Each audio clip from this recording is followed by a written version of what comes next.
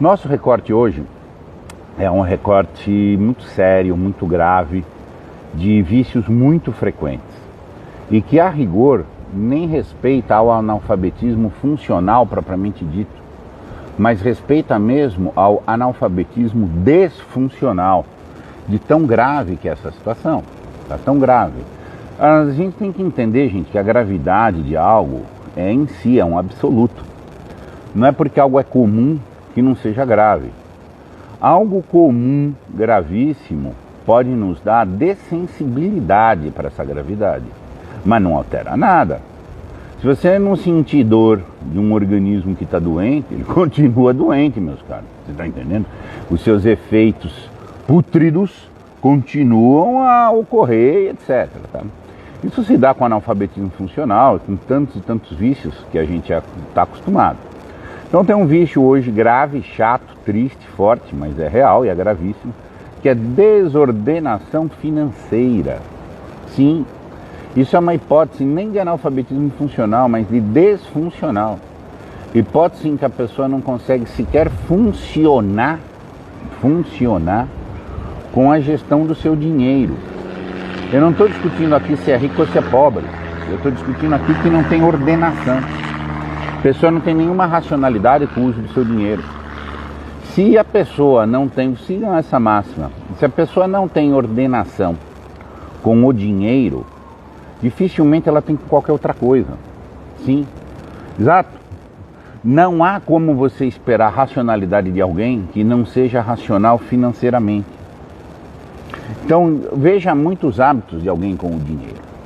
Os vícios clássicos sobre a gestão do dinheiro, tá?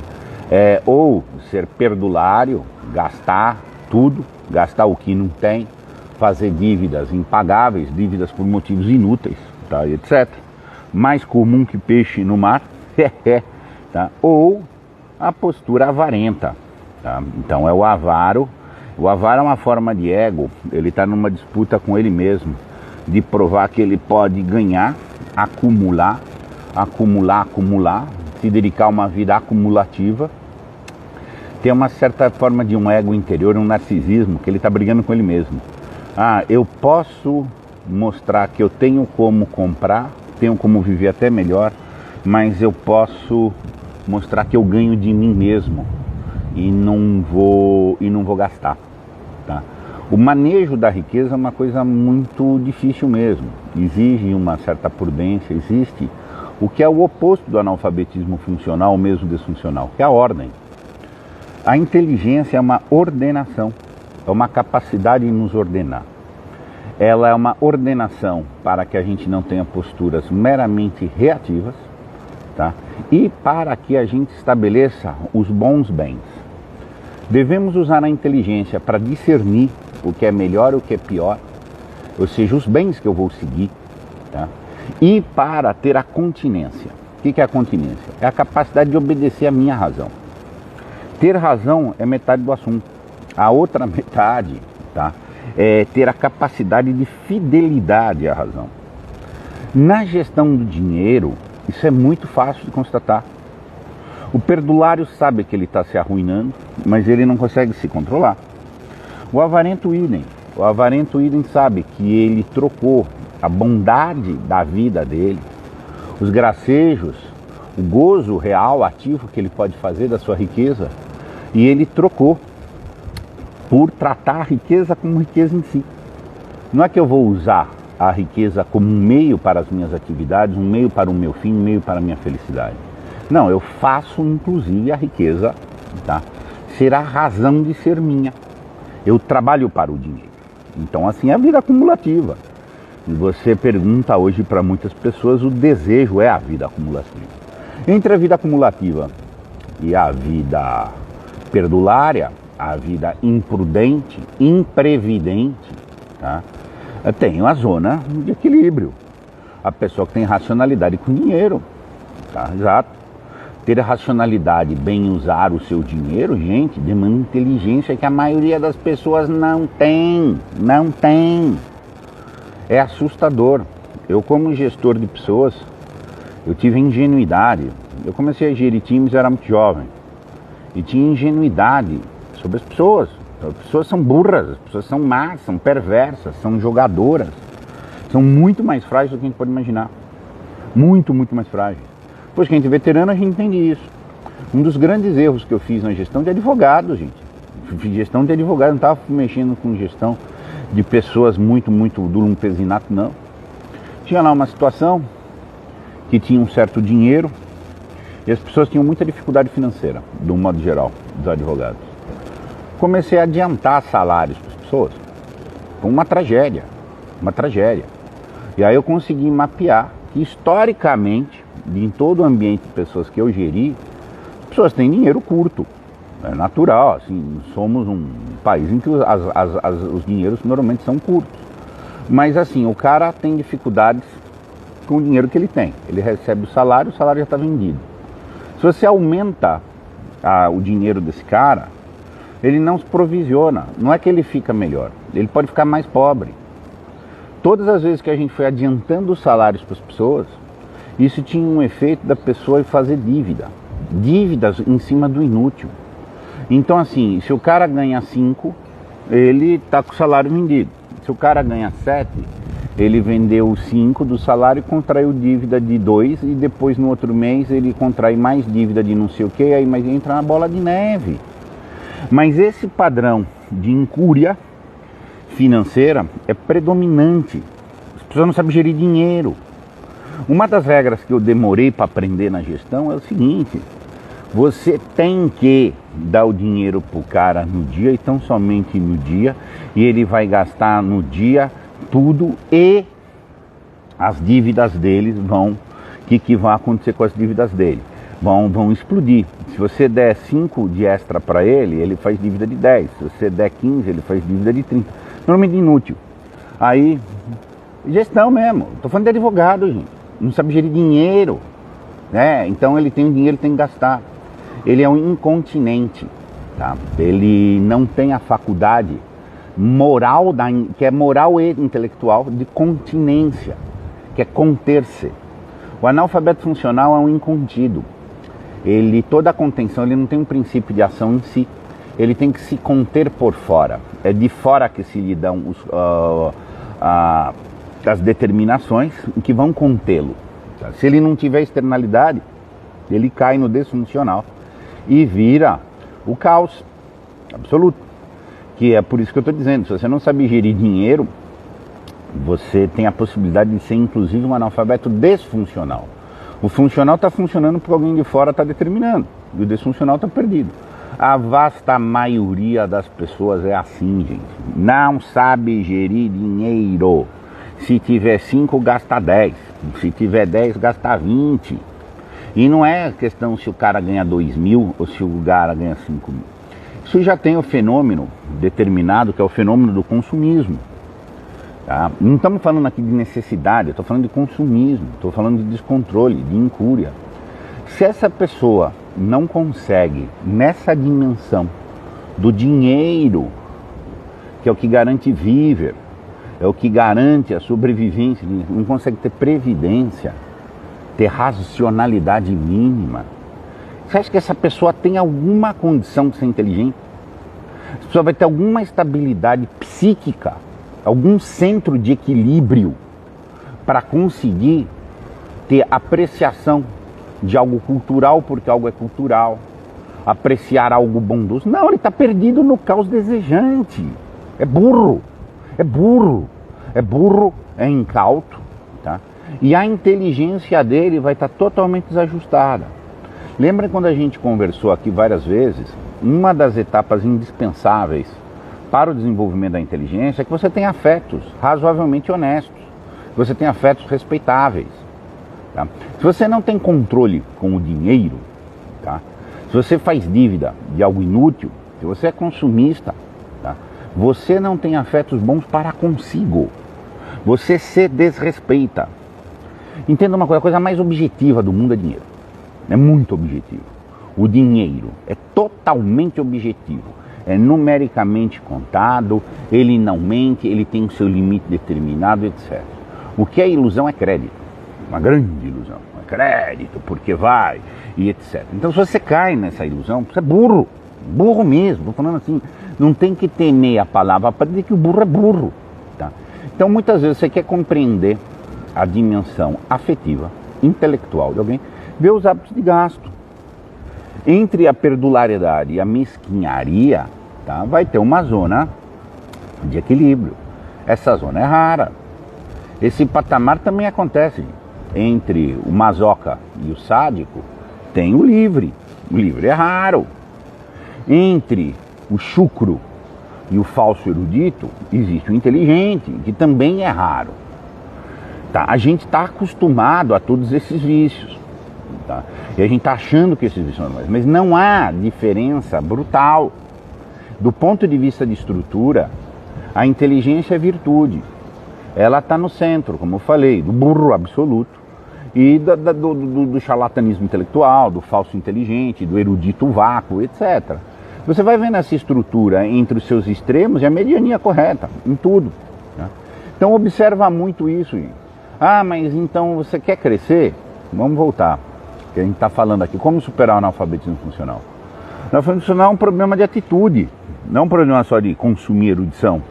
Então você tem que melhorar todas as suas atitudes. Você tem que exigir os afetos retos, você tem que exigir atenção, ambientes em que existam atenção, em que a conversa não seja quebradiça, você tem que sair de lugares tóxicos, e você tem que gerir bem teu dinheiro, criatura. Você não vai ser consumista com inútil, você não vai fazer dívida, você não pode fazer. Ao mesmo tempo você vai fruir da sua riqueza, pô.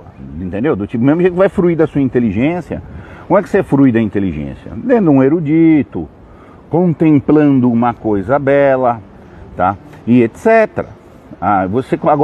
Não, vou estudar, tudo bem, você contempla, você tem o gozo do acesso ao bem cultural, você tem o gozo da fruição de algo que é belo, que é o ato de contemplar, tá? Você faz isso? Não. Então, é um negócio, mesma coisa com a riqueza. Trabalho, tudo bem, mas acumular, tudo bem, mas tem alguma fruição sua ou de algum terceiro? Não. Mas eu estou acumulando. Então, você também tem outro problema, cara. Outro problema. Vamos lembrar, vida inteligente são virtudes intelectuais e morais. Entenda o que é o bem, as coisas boas, separe as boas das más. Intelectualmente, são processos da inteligência, tá? E tem a continência de obedecer. Continência, tá? Continência é a base da moral. Eu entendi o que é o bem e eu vou cumprir, inclusive em meu favor e contra mim. Você tá entendendo? Uma questão aqui da Elaine: pode salvar? Sim, ficará salva. Tá? Então, gente, o processo de crescer na inteligência é o processo de crescer na personalidade como um todo. A inteligência é uma vida ativa ordenada. Não é uma posse, não é um estado. Não, é uma ordenação de um fluxo ativo. Tá? Isso é inteligência. Ela é vital, é de vital no sentido de vitalidade. Tá? Ela ordena a vida boa, é uma vida ordenada, não uma vida em desordem. E o dinheiro tá aí, né, gente? Faça a conta. Tem uma estatística que eu levantei uma vez: 42% das pessoas que têm cheque especial, um dia foram ao banco e consumiram todo o saldo do cheque especial. Nunca mais pagam. Eles ficam até o fim da vida pagando a taxa mínima de juro por mês. Eu conheço várias famílias assim, gente. Então ele fica o resto da vida pagando o juro mensal daquela coisa, que não foi usada nem como bem de capital, foi usada como bem de consumo. Ele nunca amortiza, nunca paga, e virou uma escravidão. Mas você não está falando, gente, necessariamente com pessoas do campesinato. Você não está falando com o cortador de mato. Você pode estar falando com o advogado, gente. Você está entendendo? Um cara que passa pela universidade, mas não tem ordem nenhuma. Não sabe estudar, não sabe se conter, não sabe ter senso de proporção. Não sabe nada. Simplesmente é um ser errante. Entendeu? Errático, me desculpem. É um ser errático, tá? Precisando de que alguém lhe dê uma ordem de fora. Se não der a ordem de fora, tá? E fica difícil. Eu aprendi isso a duras penas na minha advocacia, tá? E duras penas de ver a incapacidade de gerir dinheiro do meu pessoal. Eu que tinha que ordenar. Eu que tinha que ordenar o cara, porque o advogado não sabe se ordenar. Então, eu falei: você quer que eu pague o teu convênio médico? Eu pago. Porque se der o dinheiro para ele, o negócio desanda. Não é nesse nível de coisa que a gente está falando.